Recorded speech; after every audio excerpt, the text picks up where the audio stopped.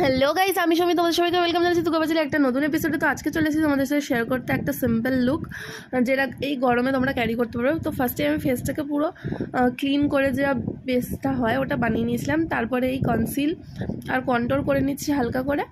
এরপর পাউডার দিয়ে সুন্দর করে সেট করে নেব। দেন ট্রান্সলুসেন্ট পাউডারটা দিয়ে সেট করে নেওয়ার পরে কাজল লাগিয়ে নেবো। তোমরা সেই আইলাইনারও লাগাতে পারো, আমি কাজলে কমফোর্টেবল তাই কাজল লাগিয়েছি।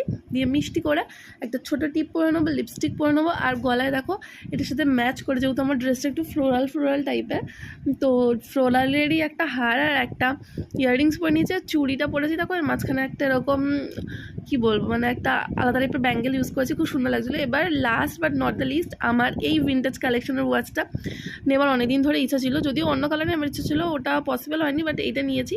তো এটাই পরে এবার টাটা ঘুরতে চলে যাচ্ছি। দেখা হবে নতুন এপিসোডে।